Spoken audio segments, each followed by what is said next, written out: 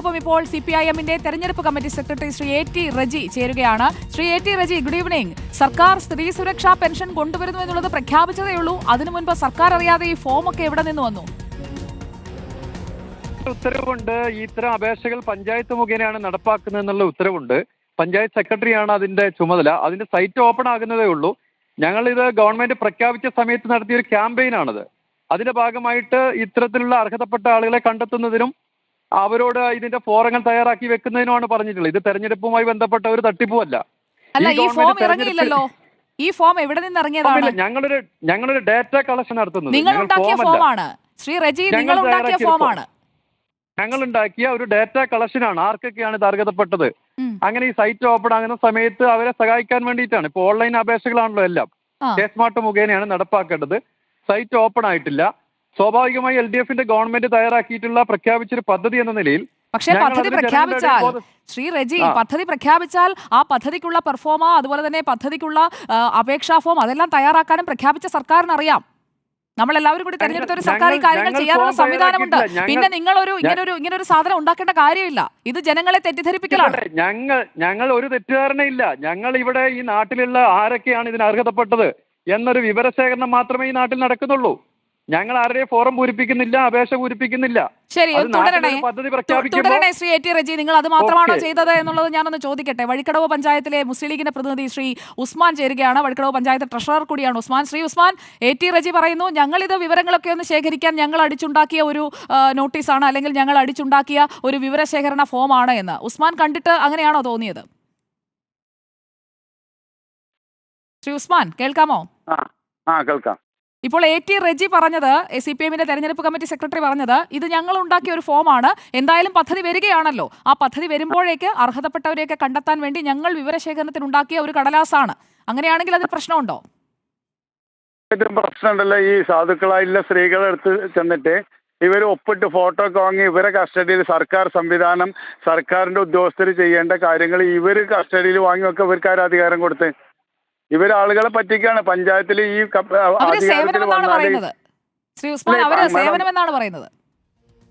തീർച്ചയായിട്ടും സേവനമല്ല, ഇതൊരു ചീറ്റിംഗ് ആണ്.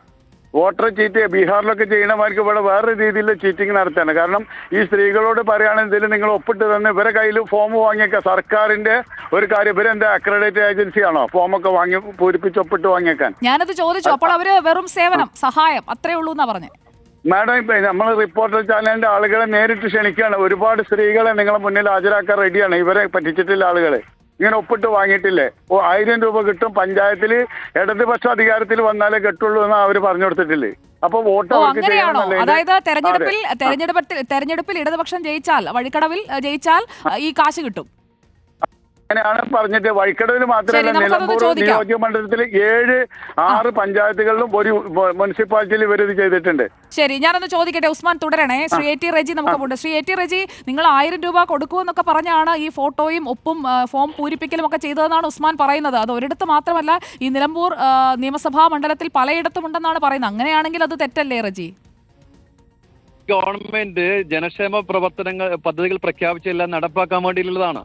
2000 രൂപ 600 രൂപയിൽ നിന്ന് 2000 രൂപയായി പെൻഷൻ വർദ്ധിപ്പിക്കുക, അത് കൃത്യമായി കൊടുക്കുന്നുണ്ട്.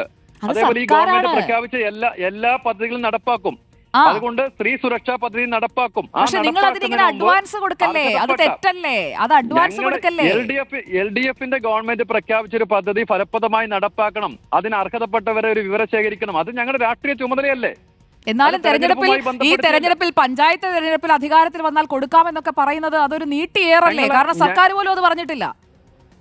ആരോടും പറഞ്ഞിട്ടില്ല. ഞങ്ങൾ നാട്ടിൽ ഇതിന് അർഹതപ്പെട്ട ആരൊക്കെയുണ്ട് അവരെ ഒന്ന് കണ്ടെത്താനും അതിന്റെ വിവരം ശേഖരിക്കാനും വേണ്ടിയിട്ടാണ്. ഈ ഗവൺമെന്റ് പ്രഖ്യാപിച്ച പദ്ധതി തന്നെ മുസ്ലിം ലീഗും കോൺഗ്രസും ഒക്കെ അവരുടേതാണെന്ന് പറഞ്ഞ് നാട്ടിൽ നടപ്പാക്കുന്ന ഒരു കാലമാണിത്. അതുകൊണ്ട് ഞങ്ങളുടെ ഗവൺമെന്റ് പ്രഖ്യാപിച്ച, LDF-ന്റെ ഗവൺമെന്റ് പ്രഖ്യാപിച്ച പദ്ധതി ഞങ്ങൾ ക്യാമ്പയിൻ ചെയ്യുന്നതിൽ എന്ത് തെറ്റാണുള്ളത്? ഞങ്ങൾ ആരോടും ഒരു ആളുകളെ പറ്റിച്ചു എന്നാണ് പറയുന്നത്. ഞങ്ങൾ ഒരാളെ പറ്റിച്ചിട്ടില്ല. ഞങ്ങൾ നാട്ടിൽ ഇത് 35 വയസ്സിനും 60 വയസ്സിനിടയിൽ എത്ര സ്ത്രീകളുണ്ടെന്നൊരു വിവരം ശേഖരിക്കുന്നതിൽ എന്ത് ഇലക്ഷൻ ലംഘനമുള്ളത്? ഒരു ലംഘനവും ഇല്ല. പക്ഷേ അതിൽ സർക്കാരിന്റെ ഫോം എന്ന് തോന്നിപ്പിക്കുന്ന തരത്തിലുള്ള ഒരു ഫോം കൊടുത്തിട്ടുണ്ടെങ്കിൽ അത് തെറ്റാണ്. ഞങ്ങൾ ഒരു സർക്കാരിന്റെ ഫോം പൂരിപ്പിച്ചിട്ടില്ല. ഞങ്ങൾ അങ്ങനെ ഒരു അപേക്ഷാ ഫോറവും സ്വീകരിച്ചിട്ടില്ല. ഞങ്ങൾ വിവരശേഖരണമാണ്. ഞങ്ങൾ നാട്ടിൽ ഇങ്ങനത്തെ എത്രയോ വിവരശേഖരണം നടത്തുന്നുണ്ട്. ഓക്കെ, ശ്രീ റജി തുടരുക. ഞാൻ ഉസ്മാനോടൊന്ന് ചോദിക്കട്ടെ. ഉസ്മാൻ, ഇതൊരു വിവരശേഖരമാണ്. 35-നും 60-നിടയിൽ പ്രായമുള്ള എത്ര സ്ത്രീകൾ നാട്ടിലുണ്ട് എന്നൊരു വിവരം ശേഖരിച്ചതാണ്. ഇത് തെറ്റല്ല. അത് നിങ്ങളെയും മൊത്തം ഇത് കേൾക്കുന്ന റിപ്പോർട്ടർ ചാനലിന്റെ കേൾവിക്കാരെയും മൊത്തം ജനങ്ങളെയും തെറ്റിദ്ധരിപ്പിക്കാൻ, അങ്ങനെ വിവരം ശേഖരിക്കാൻ മാർക്സിസ്റ്റ് പാർട്ടിയെ സംസ്ഥാന സർക്കാർ അധികാരപ്പെടുത്തിയിട്ടുണ്ടോ? ഞങ്ങളൊക്കെ കേസ് കൊടുക്കട്ടെ, പോലീസ് അന്വേഷിക്കട്ടെ. തീർച്ചയായിട്ടും കൊടുക്കും. ഞങ്ങൾ ഇലക്ഷനുമായി ബന്ധപ്പെട്ട് ജില്ലാ കളക്ടർക്കൊക്കെ പരാതി കൊടുത്തിട്ടുണ്ട്.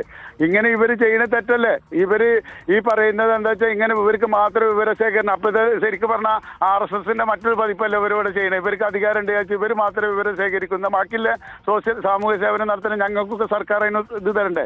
നിങ്ങൾ ശേഖരിച്ചോളൂ എന്ന് പറഞ്ഞിട്ട്. മാത്രമല്ല, നിങ്ങൾ സർക്കാർ പ്രഖ്യാപിക്കുന്ന പദ്ധതിയൊക്കെ ലീഗിന്റെ പദ്ധതിയാക്കി അവിടെയൊക്കെ അവതരിപ്പിക്കുന്നു എന്ന് കൂടി ശ്രീ റജി പറഞ്ഞിട്ടുണ്ട്. അങ്ങനെയാണോ? അങ്ങനെ ചെയ്യുന്നത് ശരിയല്ല കേട്ടോ.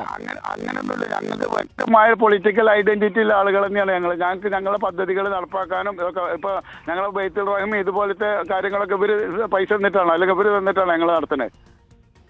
എന്തായാലും ഈ വിഷയത്തിൽ നിയമപരമായി നീങ്ങും ഉസ്മാൻ. കാരണം സർക്കാരിന്റേതെന്ന് പറഞ്ഞുകൊണ്ട് തെറ്റിദ്ധരിപ്പിക്കൽ നടന്നിട്ടുണ്ടെങ്കിൽ അത് തെറ്റാണ്. അത് നിങ്ങൾക്ക് നിയമപരമായി തന്നെ നേരിടാൻ കഴിയുന്ന സാധ്യത ഇതിലുണ്ട്. അതിന്റെ പുറത്ത് ഞങ്ങൾ റിക്വസ്റ്റ് ഉണ്ട്.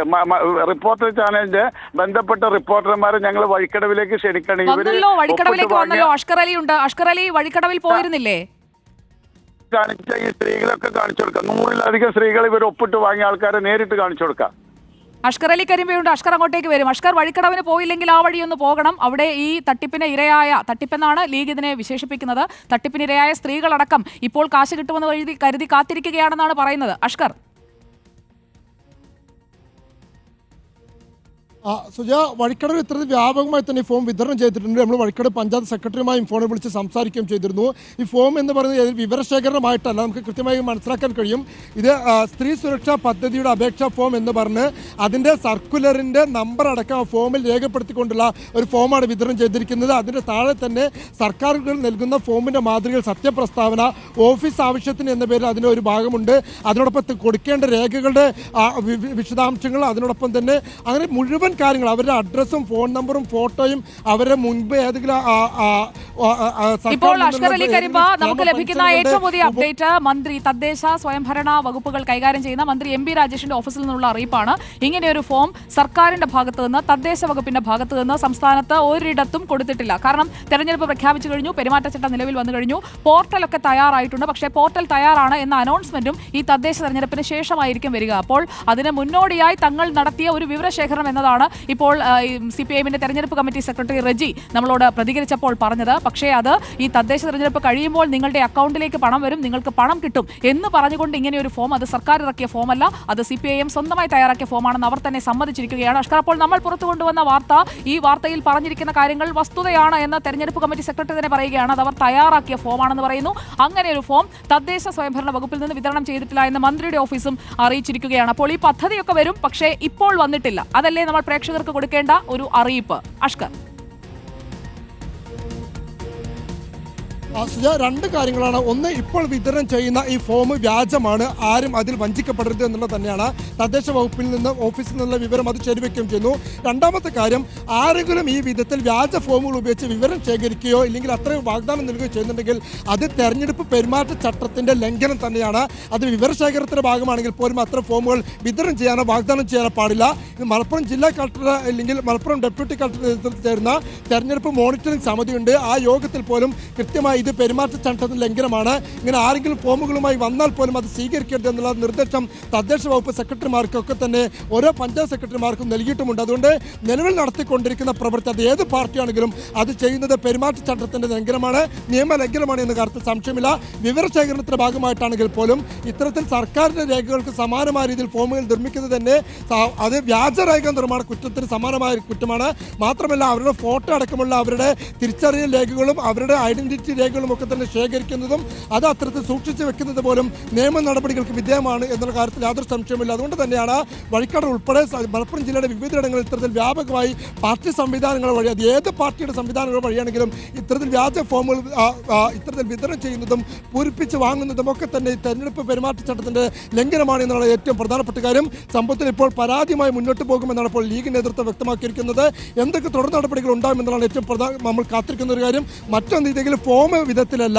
ഈ അപേക്ഷ നൽകണമെങ്കിൽ തന്നെ അത് സർക്കാരിന്റെ തന്നെ ഔദ്യോഗിക വെബ്സൈറ്റുകൾ വഴിയാണ് ഇതിന്റെ ഫോമുകൾ. മന്ത്രി എം പി രാജേഷിന്റെ അടക്കമുള്ള പ്രതികരണങ്ങൾ നമ്മൾ പ്രതീക്ഷിക്കുകയാണ്. ഇപ്പോൾ വിതരണം ചെയ്തത് വ്യാജ ഫോമാണ് എന്നത് വ്യക്തമാവുകയാണ്. അത് വിവരശേഖരണത്തിനായി കൊടുത്തതാണെങ്കിലും തെരഞ്ഞെടുപ്പ് കാലത്താണ്, തെരഞ്ഞെടുപ്പ് പ്രഖ്യാപിച്ചതിന് ശേഷമാണ് ഈ ഫോം വിതരണം ചെയ്തതെങ്കിൽ അത് തെറ്റാണ്. ഫോം വിതരണം CPIM ഇപ്പോൾ സമ്മതിക്കുന്നുണ്ട്. ഞങ്ങൾ ഇങ്ങനെ ഒരു ഫോം കൊടുത്തു. 35-നും 60-നും ഇടയിൽ പ്രായമുള്ള സ്ത്രീകളുടെ വിവരശേഖരണമാണ് ഉദ്ദേശിച്ചത്. അങ്ങനെ ഒരു വിവരശേഖരണം നടത്താൻ ഒരു പാർട്ടിക്ക് ചുമതല കൊടുത്തിട്ടുണ്ടോ? ആ ചോദ്യത്തിന് മറുപടി വേണം. തിരിച്ചെത്താം ഇടവേളയ്ക്ക് ശേഷം.